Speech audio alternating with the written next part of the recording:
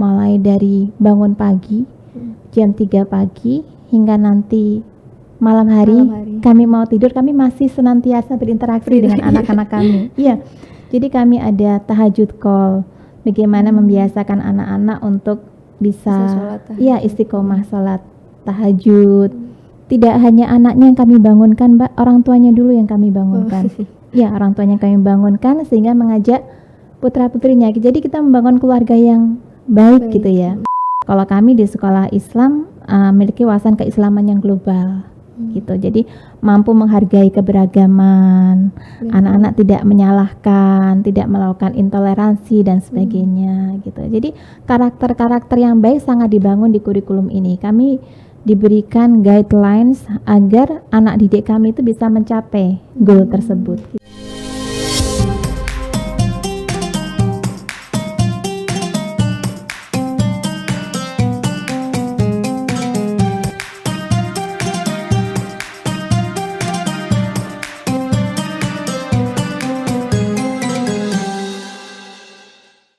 Assalamualaikum warahmatullahi wabarakatuh. Selamat datang di podcast spesial Ramadan Harian Surya Tribun Jatim Network bersama saya Vika Ayu. Tribuners, kali ini kita akan berbincang gitu ya tentang menyiapkan generasi muslim, dan telah hadir bersama saya narasumber spesial kita, yakni Ibu Tuti Susilawati selaku Wakil Direktur Lembaga Al-Falah Surabaya. Mari kita sapa beliau. Selamat siang Ibu Usi. Selamat siang. Assalamualaikum warahmatullahi wabarakatuh. Waalaikumsalam warahmatullahi wabarakatuh. Bagaimana kabarnya Bu Usi? Alhamdulillah, semoga sahabat Tribuners juga senantiasa dalam kondisi sehat dan juga dalam limpahan Allah Subhanahu wa taala. Ya. Amin ya rabbal alamin. Nah, nggak kerasa nih Bu, saya Kita berkesempatan lagi ya Bu ya untuk bertemu Bu betul. Usi yang kedua kalinya. Ya. Tapi kali ini dengan topik yang berbeda ya Bu ya, yakni siap. tentang menyiapkan generasi muslim. Masya Allah ya. Seperti kita ketahui ya Bu, bagi seorang muslim itu kan anak adalah tabungan kebaikan dunia dan akhirat. Nah, lalu bagaimana ya Bu cara agar orang tua dapat menyiapkan anak-anaknya sebagai generasi muslim yang baik, yang unggul dan berakhlak? Iya, baik. Terima kasih Mbak Vika, pertanyaan yang luar biasa ya. Jadi memang mendidik anak itu bukan tugas yang mudah ya.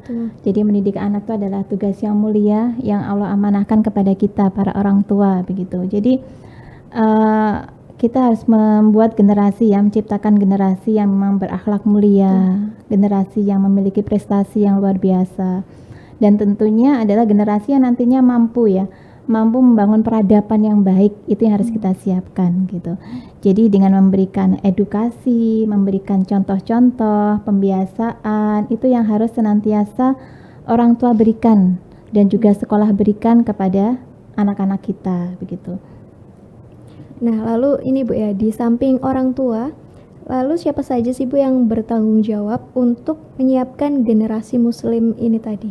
Iya, pastinya pendidikan ini tidak hanya orang tua, tapi juga ada institusi formal Mbak ya, seperti sekolah yang memang punya peran dalam mengantarkan anak-anak kita memiliki wawasan keilmuan baik secara kognisi maupun secara life skill begitu.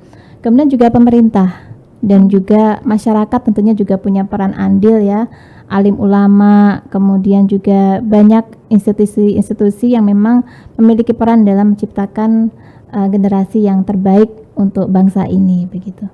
Ya, betul sekali tuh Bu. Nah, berbicara soal institusi nih Bu, ini ada lembaga pendidikan Al-Falah ini Bu. Ini kan merupakan sebuah institusi yang bisa menciptakan generasi muslim yang terbaik begitu ya Bu. Nah, mungkin bisa ini Tribuners yang belum tahu ini Bu, apa sih Bu perbedaan lembaga pendidikan Al-Falah dengan Al-Falah yang lain begitu Bu? Iya, jadi kami adalah lembaga pendidikan yang sudah sangat lama ya, sudah 40 tahun kami berdakwah di dunia pendidikan. Kami berada di bawah Yayasan Masjid Al-Falah Surabaya Mbak Vika.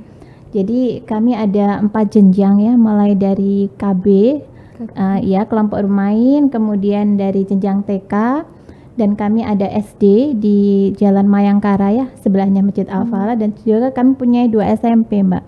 SMP Al-Falah Surabaya di Jalan Darmo Kali dan juga SMP Al-Falah Deltasari di Sidoarjo. Iya, jadi kami ada 4 sekolah di bawah Yayasan Masjid Al-Falah Surabaya. Kami memiliki visi untuk mewujudkan generasi yang memiliki akidah yang mantap ya, agar pondasi keimanan anak-anak kuat begitu. Kemudian juga mewujudkan anak-anak yang berakhlak mulia dan juga memiliki prestasi yang insya Allah optimal, dan itu menjadi bekal anak-anak kita dalam mengarungi kehidupan nantinya. Iya. Nah, kalau di Al-Falah sendiri nih Bu, sistem pendidikannya tadi berarti berbasis akidah.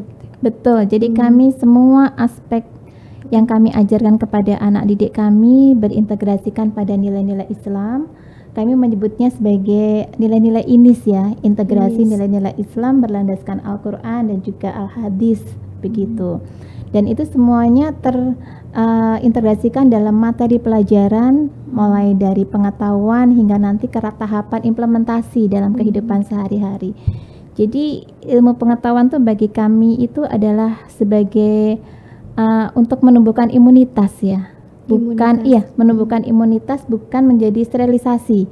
Jadi ketika anak-anak kami memiliki ilmu yang baik, akidah yang kokoh, maka akan melahirkan akhlak yang mulia begitu. Yang kita contoh adalah akhlak Rasulullah gitu ya. Jadi sebaik-baik uswatun hasanah itu ada pada diri Rasulullah gitu ya. Bagaimana anak-anak memiliki sifat-sifat Rasulullah yang sidik, yang amanah, yang tablik, yang mampu menyampaikan, mampu berdakwah begitu.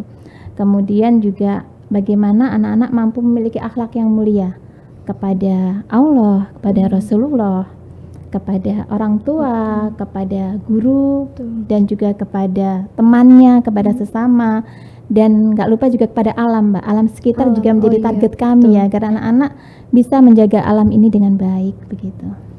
Nah, kemudian di samping Bu, akidah yang baik, akhlak mulia itu juga harus didukung dengan pendidikan moral yang baik begitu ya Bu. Kalau di Al-Falah sendiri tuh bagaimana Bu untuk menanamkan moral yang baik begitu untuk menciptakan generasi muslim yang baik? Tentunya untuk menanamkan moral yang baik itu perlu dengan keteladanan ya. Menjadi seorang guru, menjadi seorang murabi, menjadi seorang ustadz-ustadzah itu tidaklah mudah ya. Karena kita dituntut untuk bisa memberikan keteladanan gitu ya. Dalam salah satu surat disebutkan bahwasanya janganlah kita itu menyampaikan sesuatu gitu ya. Kalau kita sendiri tidak melakukannya gitu ya, nanti Allah akan murka begitu kan. Jadi di surat As-Saff begitu disampaikan seperti itu dalam firman Allah, dan itu menjadi motivasi ya untuk kami para ustadz-ustadzah untuk senantiasa mampu menjaga akhlak kami. Apa yang sudah diajarkan karena anak, kami harus mampu memberikan contoh yang baik begitu, sehingga anak-anak melihat secara perilaku secara langsung. Kalau sekarang mungkin belajar tidak hanya dari sekolah ya Mbak Vika ya. Jadi belajar bisa dari mana saja, dari internet bisa, tapi kemudian juga dari buku-buku begitu banyaknya. Tapi akhlak, pendidikan akhlak, karakter ini tidak bisa diberikan melalui internet, tapi harus melalui contoh, melalui contoh, melalui pembiasaan begitu. Dan guru-guru kami harus mampu menjadi teladan yang baik begitu. Nah ini keren banget sih Bu ya. Soalnya biasanya anak-anak mungkin nangkepnya teori aja Bu, tapi prakteknya belum. Iya. Nah tadi kan Ibu bilang anak-anak tuh sekarang kan karena ada internet yang mudah, jadi bisa mengakses segala informasi dengan cepat dan instan gitu ya Bu. Nah kemudian kan orang tua itu hidup di zaman yang berbeda dengan anak-anak yang sekarang ya Bu. Nah mungkin kan ada perbedaan cara mendidik, dan tapi itu bagaimana akhirnya tetap bisa membuat anak-anak itu Bu ya, belajar dengan baik gitu. Iya, jadi kita nggak bisa menutup akses di dunia yang sudah penuh dirapsi ini ya, anak-anak untuk lepas dari gadget begitu ya. Jadi di sekolah kami pun juga kami berbasis digital begitu ya, semua pembelajaran bisa diakses melalui internet. Kemudian juga sistem informasi manajemen kami juga sudah berbasis internet semuanya begitu, sehingga mau nggak mau kadang semua PR atau apa diakses melalui internet. Dan ini perlu kerjasama dengan orang tua ya, bagaimana anak-anak bisa bijak dalam bergadget itu ya, bijak dalam mereka mengakses media sosial mereka gitu. Jadi kami memberikan edukasi Mbak Vika. Jadi mana media sosial yang kiranya bagus untuk anak-anak, berapa lama durasi yang ideal untuk anak-anak. Jadi anak-anak tidak kebablasan ketika mereka sedang asik bermain gadgetnya, bermain gamenya gitu. Justru bagaimana media sosial, gadget itu menjadi sarana dakwah untuk anak-anak berbagi kebaikan gitu ya. Jadi mereka harus mampu menjadi orang-orang yang bermanfaat gitu ya. Jadi harus kita tanamkan di diri anak didik kita bahwasanya khairun nas ya anfa'uhum linnas gitu kan, bagaimana menjadi anak-anak yang senantiasa memberikan kebaikan untuk orang-orang di sekitarnya. Dan salah satunya adalah bijak dalam bergadget gitu, bijak dalam bergawai begitu. Berarti kalau tadi tuh ini ya Bu ya, anak-anak tuh diberitahu durasi menggunakan medsos tuh kan dari guru. Nah lalu bagaimana menyampaikan pemahaman tersebut kepada orang tua juga? Iya, jadi kami harus sinergi Mbak. Jadi di sekolah kami tidak hanya edukasi itu untuk anak didik, jadi edukasi juga kepada orang tua. Kami punya kelas-kelas parenting untuk orang tua. Iya, jadi biasa. bagaimana mendidik anak dalam Islam, bagaimana psikologi anak, bagaimana mendampingi anak-anak pada masa akil balik, bagaimana anak-anak bisa bijak dalam bergaul.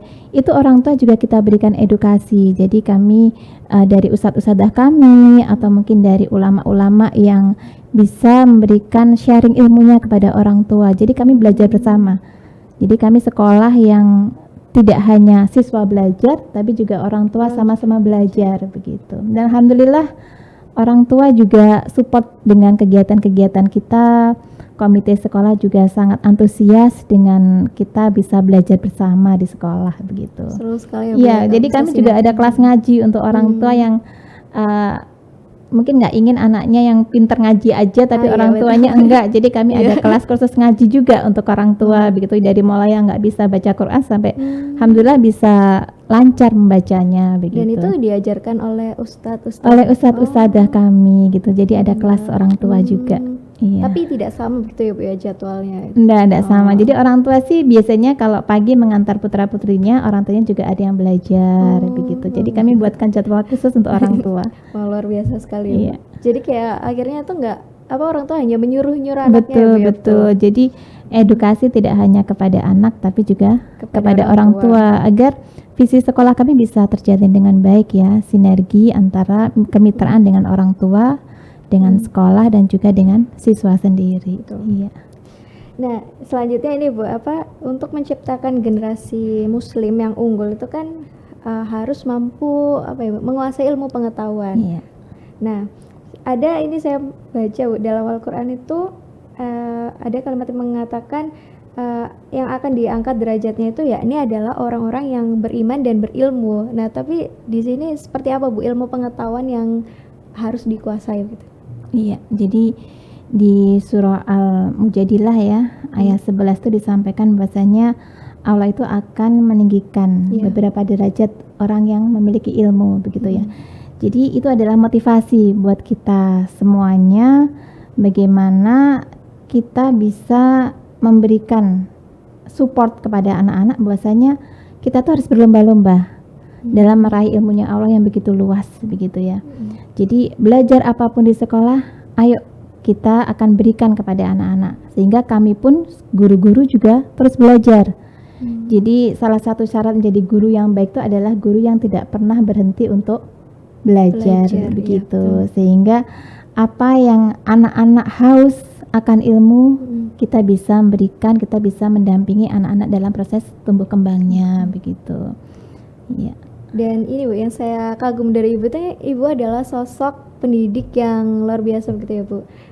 Bagaimana kan peran guru ini sangat besar ya Bu untuk menciptakan generasi muslim yang baik. Nah ini seperti apa ini Bu agar menjadi sosok pendidik yang Bu mampu mengajarkan akhlak mulia? Iya, jadi kalau dari motivasi pribadi nih Mbak, kita bicara dari seorang guru, dari diri pribadi dulu gitu. Jadi menjadi guru itu kita ingat janji Allah begitu ya, yang seperti yang Rasulullah sampaikan bahasanya Allah, malaikat dan juga makhluk Allah gitu ya, baik di langit, di bumi itu akan senantiasa gitu ya mendoakan kita. ketika kita berada dalam majelis ilmu, baik bagi yang sedang belajar maupun yang sedang mengajarkan. Jadi itu menjadi motivasi bagi kami bahwasanya aktivitas kami menjadi guru itu adalah aktivitas yang Allah ridhoi, begitu ya. Allah akan senantiasa mendoakan kita yang berjihad di jalan Allah melalui pendidikan. Begitu. Kemudian juga itu juga akan motivasi kami bahwasanya menjadi seorang guru, mendidik anak itu adalah jariah yang tidak akan pernah putus. Itu yang akan kita ingat gitu. Dan itu juga menjadi motivasi kami juga untuk senantiasa kita mengupgrade diri agar kita bisa membekali anak-anak kita menjadi anak-anak yang solih-solihah, yang bisa nanti membangun peradaban gitu ya. Karena baik buruknya negeri ini, baik buruknya agama ini tergantung pada generasi yang saat ini sedang kita didik bersama, begitu. Dan itu luar biasa perjuangan guru-guru saat ini. Mulai kami Mbak di sekolah-sekolah kami itu mulai dari bangun pagi jam 3 pagi hingga nanti malam hari kami mau tidur, kami masih senantiasa berinteraksi dengan anak-anak kami. Iya. Jadi kami ada tahajud call, bagaimana membiasakan anak-anak untuk bisa istiqomah salat tahajud. Tidak hanya anaknya yang kami bangunkan, Mbak, orang tuanya dulu yang kami bangunkan. Ya, orang tuanya kami bangunkan sehingga mengajak putra-putrinya. Jadi kita membangun keluarga yang baik gitu ya. Kemudian dari situ kita ajakin anak-anak untuk gerakan subuh berjamaah, yang putra untuk sholat di musola atau di masjid dekat rumah, yang putri berjamaah dengan ibunya, begitu. Kemudian ketika di sekolah pun juga kami ajarkan bagaimana mereka mencintai ilmu, bagaimana mereka bisa memiliki adab ya, karena di sekolah kami adab itu adalah yang utama. Jadi dalam kita menuntut ilmu itu adalah adab, kemudian ilmu, dan baru kita akan mengamalkan. Kalau adab kita sudah baik, akhlak kita, karakter yang kita bangun sudah mumpuni, insya Allah nanti anak-anak akan mampu mentransfer ilmunya kepada orang lain dengan cara yang baik. Jadi yang disampaikan adalah hal yang baik, begitu ya. Kemudian juga setelah mereka mampu mengimplementasikan hal yang baik, maka akan tertebarlah kebaikan di muka bumi ini. Iya, insya Allah begitu. Wah, luar biasa ya Bu. Itu berarti tugasnya guru tadi tuh kayak 24 jam gitu benar, ya? Benar, tidak berhenti di sekolah saja. Iya, tapi kami menikmatinya, alhamdulillah. Iya. Nah, apalagi kalau di bulan Ramadan ini Bu, ya, berarti nanti tugasnya guru itu sampai ini Bu, mungkin bisa membangunkan sahur. Iya, ya? membangunkan sahur, gitu ya, salat malam, kemudian anak-anak juga selalu mengingatkan untuk mereka senantiasa menjaga hafalannya, untuk tadarus, begitu. Berarti, dan juga membangun empati juga Mbak. Jadi di bulan Ramadan tuh bulannya sedekah gitu ya. Jadi kita ngajarin anak-anak bagaimana mereka bisa membangun empati, membangun sosialnya kepada masyarakat sekitar, kepada lingkungan sekitar rumahnya, teman-temannya yang membutuhkan, begitu. Jadi kami ada kaleng Ramadan kami ada kaleng Ramadan yang anak-anak itu begitu menantikan lomba membuat celengan nih, begitu. Dan nanti insya Allah hasilnya tuh akan kami berikan kepada warga sekitar sekolah gitu ya, agar sekolah kami itu kebermanfaatannya itu dirasakan keseluruhnya ya, ke seluruh masyarakat begitu. Ya. Berarti itu ya Bu ya, kegiatannya tuh banyak positifnya Bu. Insya Allah Mbak. Esensi dari pendidikan kan begitu Mbak, betul. Menebar kebaikan. Dan Ibu menikmati setiap peran menjadi tenaga pendidik itu tadi, iya. Meskipun ya pasti ada di tengah jalan ada dukanya betul ya Bu ya. Betul, anak-anak itu susah ya Bu. Iya. Tapi begitu itu memang ya Bu, harus dinikmati prosesnya gitu ya Bu. Iya. Jadi syarat menjadi guru itu kan salah satunya adalah harus punya rasa sayang Mbak. Harus punya rasa sayang, kemudian juga sabar kepada anak didik kita. Kalau kita nggak punya sifat-sifat itu, kita akan sulit ya untuk bisa mampu berinteraksi dengan anak-anak, mendekati hati anak-anak, kemudian juga ilmu yang kita sampaikan kepada anak-anak ketika kita sudah kena di hati kan, insya Allah akan lebih mudah begitu ya. Makanya menjadi seorang pendidik itu adalah harus rajin-rajin mendoakan anak-anaknya begitu. ketika kita mau mengajar senantiasa kita ucapkan doa kan Mbak ya, Mbak Vika ya, dan sahabat Tribuners, Robi Srohli Soderi gitu ya. Oh ya Sirli Amri gitu kan, lapangkan dadaku gitu kan. Jadi agar kekakuan gitu ya, kekakuan di lidahku ini bisa cair dan anak-anakku bisa memahami gitu ya, murid-muridku bisa memahami apa yang kita ajarkan kepada anak-anak didik kita begitu. Jadi doa itu menjadi yang utama bagi kami. Jadi meskipun bukan anak kandung secara langsung, tapi memang guru itu sudah melekat gitu ya. Betul. Jadi guru itu adalah ibu ya, sekolah itu adalah rumah kedua bagi anak-anak. Berarti anak-anak yang sekolah juga menjadi anak-anak kami begitu. Luar biasa. Selanjutnya nih Bu, kan kita tahu kehidupan umat muslim itu berkembang dari masa ke masa ya Bu, hingga mengalami perubahan yang sangat pesat. Dan perkembangan teknologi pun membuat kehidupan serba instan, mudah dan cepat. Kembali lagi ya Bu, mungkin yang tadi bagaimana kalau di Al-Falah itu memanfaatkan informasi teknologi itu Bu untuk sebagai media agar generasi muslim ini tidak terlalu terpengaruh begitu Bu dengan hal-hal yang negatif. Iya. Jadi kami dalam memanfaatkan teknologi tentunya untuk kebaikan ya. Jadi kami untuk mengakses pembelajaran, kemudian juga mencari anak-anak untuk mencari sumber sebagai salah satu referensi ya, sumber ilmu anak-anak ada di internet. Begitu kami tidak bisa menutup mata untuk itu. Dan juga penugasan juga semuanya, apalagi ketika pandemi ya Mbak Vika ya. Jadi ketika pandemi sekolah kami diganti dengan sekolah online begitu ya, tatap muka menjadi dan itu menjadi habit akhirnya hingga sekarang. Iya, jadi sekarang penugasan anak-anak juga mengunduhnya via online, internet. Iya, via internet. Kemudian juga menggunakan web di sekolah kami gitu ya, di learning management system sekolah kami. Dan itu anak-anak memang kita berikan edukasi ya, untuk mereka bisa membatasi dirinya untuk hal-hal yang baik, yang positif begitu. Dan kami pun juga senantiasa Mbak mengamati medsosnya anak-anak agar anak-anak ini terkontrol begitu. Iya, jadi guru-guru kami, para wali kelas itu senantiasa gitu kan, melihat, berteman dengan anak-anak di media sosial, dan anak-anak pun juga terbuka kepada guru-gurunya. Iya, sehingga komunikasi kami di dunia maya itu dengan anak-anak juga terjalin ya. Anak-anak juga bisa ngerem ketika kami berada dalam satu frame bersama anak-anak kami begitu. Alhamdulillah bisa mau terbuka ya biasanya. Alhamdulillah Mbak. Iya. Dan ini pertanyaan terakhir tadi yang Ibu bilang kan selain orang tua, kemudian guru, itu juga peran dari pemerintah. Nah, seperti apa kalau peran dari faktor eksternal gitu ya Bu, untuk mendukung generasi muslim yang baik? Iya. Alhamdulillah ya, pemerintahan saat ini sangat support dengan pendidikan ya. Jadi dengan gerakan kurikulum merdeka, kemudian sekarang menjadi kurikulum mandiri, ini menantang anak-anak kita untuk menjadi anak-anak yang inovatif, yang kreatif melalui profil ya. Jadi kami punya profil yang dikembangkan dalam kurikulum ini.